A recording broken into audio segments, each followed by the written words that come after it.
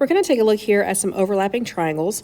I want to zero in on this. Most often, like in the notes, we talked about overlapping sides, but don't discredit some overlapping angles as well. So I like to use my highlighter. If we want to grab all of this side, and notice we need this side as well. There's one of our triangles, and our other one will be here. I'm just grabbing the two sides that we know to be congruent. So I grabbed all of this and then connected the dots.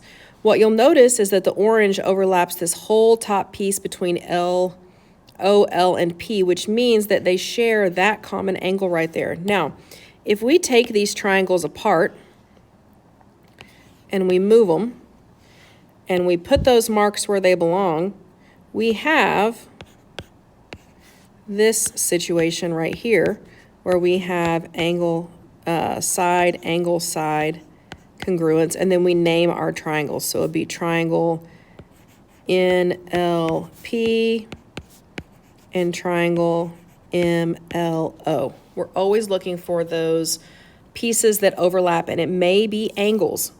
So whenever we're trying to decide what triangles we're looking at, we need to grab the angles that are being marked congruent in one of the triangles.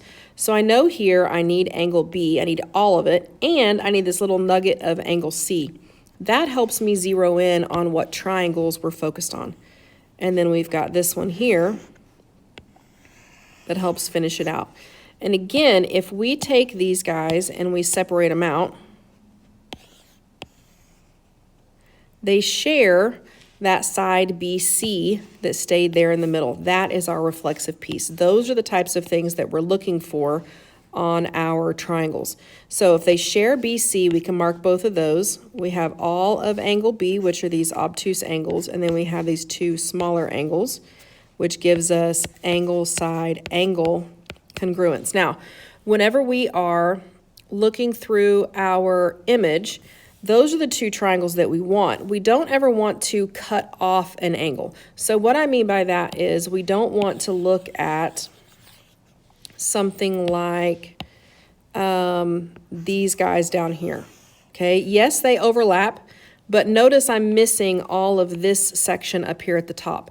Now, don't be surprised if you see this image and you're given other pieces that then narrow it down to those two larger triangles. Because we're talking about overlapping triangles, I also don't really care about those two vertical angles in the middle because that bow tie of triangles is not congruent. So, or at least they could be, but they're not the ones that we're looking at because they're not overlapping in this case. So as you look through these images, grab whatever angles you think you need all of. So here I need all of angle C. And that loops me into this bottom section here. Now notice that we have a right angle. So we're gonna have to decide if we're gonna use hypotenuse leg or some other method. So be sure to look back at your triangle flow chart as to which set of triangles you need to be using.